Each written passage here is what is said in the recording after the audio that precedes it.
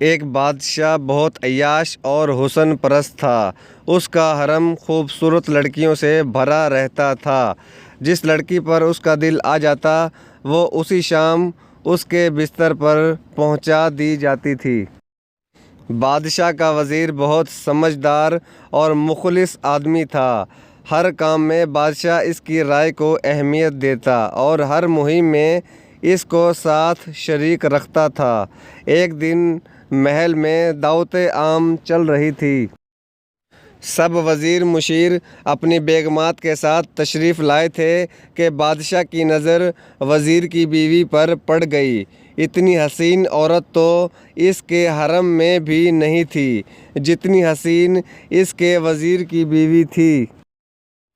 حسب معمول بادشاہ کی رال ٹپک پڑی، لیکن مسئلہ یہ تھا کہ اس بار سامنے کوئی عام عورت نہیں بلکہ اس کے عزیز وزیر کی بیوی اور عزت تھی۔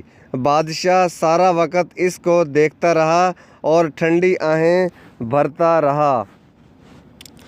ساری رات وہ سو نہیں سکا اور وزیر کی بیوی کے بارے میں سوچتا رہا۔ اس کو کوئی راستہ نظر نہیں آ رہا تھا کہ کیسے اس عورت تک رسائی حاصل کرے۔ آخر کار اس کے دماغ نے ایک منصوبہ بنا لیا۔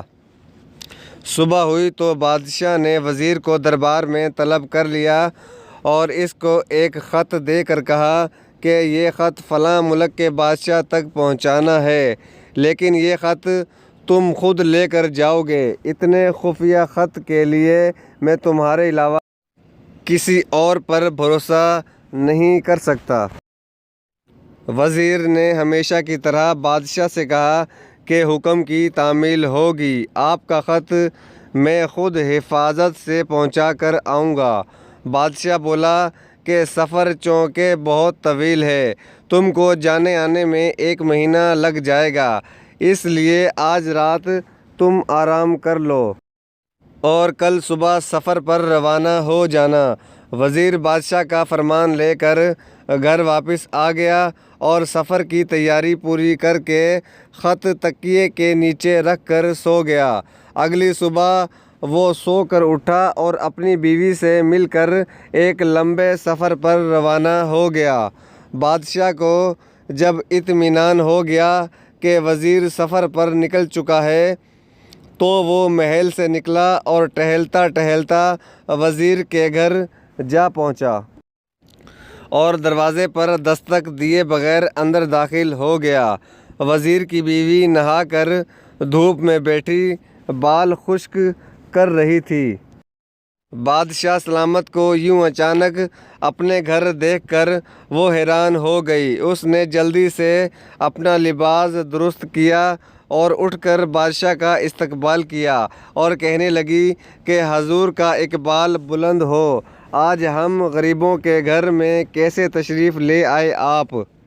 بادشاہ کہنے لگا کہ میں سیر کرتا کرتا ادھر کو نکلا تھا، سوچا کہ تم اپنے شوہر کے بنا گھر میں اکیلی ہوگی، تم سے پوچھ آؤں کہ کسی چیز کی ضرورت ہو تو بلا جھجک کہہ ڈالنا۔ تمہاری ہر ضرورت کا خیال رکھنا میری ذمہ داری ہے۔ وزیر کی بیوی نے بادشاہ سلامت کو گھر میں بٹھایا اور اس کی خاطر تواضع کرنے لگی۔ تھوڑی دیر بعد بادشاہ مطلب کی بات پر آ گیا، اس کے حسن کی تعریفیں شروع کر دیں اور کہنے لگا کہ تم جیسی حسین عورت میں نے آج تک نہیں دیکھی۔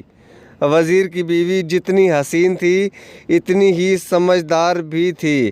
اس کو پہلے ہی شک ہو گیا تھا کہ بادشاہ نے جان بوجھ کر میرے شوہر کو دور دراز ملک بھیجا ہے تاکہ اس کی غیر موجودگی میں مجھے اپنے جال میں پھنسا سکے۔ بادشاہ کی نیت خراب ہوتے دیکھ کر بولی کہ حضور شیر جنگل کا بادشاہ ہوتا ہے، اس کو زیب نہیں دیتا کہ وہ مردار کھائے اور گندگی میں منہ مارے۔ جب حکمران خود لٹیرے بن جائیں تو عوام انصاف لینے کس کے پاس جائیں؟ جھوٹے برتن میں منہ مارنا بادشاہ سلامت کی شان کے خلاف ہے۔ وزیر کی بیوی کے منہ سے ایسی دانش مندانہ باتیں سن کر بادشاہ کو اپنی حرکت پر شدید افسوس ہوا۔ وہ اٹھا اور باہر نکل گیا۔ دوسری طرف وزیر تھوڑا آگے گیا تو اس کو یاد آیا کہ بادشاہ کا خط تو وہ گھر میں تکیے کے نیچے ہی بھول آیا ہے۔ اس نے گھوڑا واپس موڑا اور خط لینے گھر روانہ ہو گیا۔ وہ گھر کے قریب آیا تو اس نے عجیب منظر دیکھا۔ بادشاہ اس کے گھر سے نکل رہا تھا۔ وہ فوراً سمجھ گیا کہ بادشاہ نے اس سے کیا کھیل کھیلا ہے۔ اس نے اپنی بیوی سے کہا کہ اپنا سامان اٹھا لے، میں تم کو تمہاری ماں کے گھر چھوڑ کر سفر پر نکلوں گا۔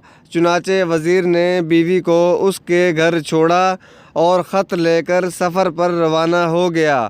ایک مہینہ بعد وزیر خط کا جواب لے کر واپس آ گیا اور معمول کے مطابق دربار میں اپنے فرائض سر انجام دینے لگا۔ کئی مہینے گزر گئے لیکن وہ اپنی بیوی کو لینے سسرال نہیں گیا۔ اس کی نظر میں اس کی بیوی گناہ گار تھی جس نے بادشاہ کے ساتھ گناہ کیا تھا۔ دوسری طرف بادشاہ کے علم میں یہ بات آ گئی کہ وزیر نے اپنی بیوی سے علیحدگی رکھی ہوئی ہے۔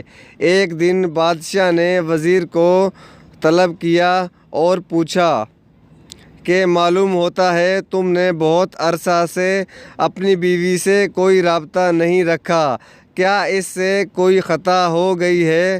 وزیر نے کہا، بادشاہ سلامت، جب برتن جھوٹا ہو جائے اور کوئی دوسرا آپ کی غیر موجودگی میں اس کو استعمال کر لے تو اس برتن میں کھانا اچھا نہیں لگتا۔ بادشاہ فوراً بات کی تہہ تک پہنچ گیا کہ وزیر کو میری حرکت کا پتہ چل گیا ہوگا، اسی لیے اس نے اپنی بیوی کو گھر سے نکال دیا ہے۔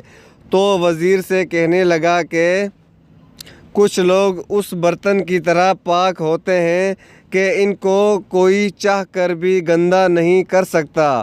وہ لوگ اپنے مالک کی غیر موجودگی میں کسی غیر کے ہاتھوں اپنا دامن کبھی آلودہ نہیں کرتے، اس لیے ایسے لوگوں کے لیے دل میں کبھی غلط فہمی نہ رکھو۔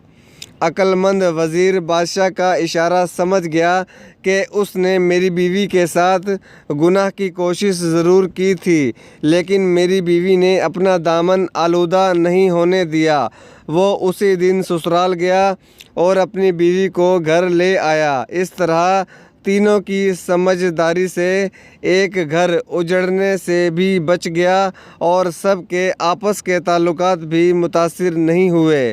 دوستو، اسی لیے کہتے ہیں فیصلے ہمیشہ سوچ سمجھ کر اور جذبات میں آئے بغیر کرنے چاہیے تاکہ بعد میں پریشانی نہ اٹھانا پڑے۔ دوستو، ویڈیو دیکھنے کا شکریہ۔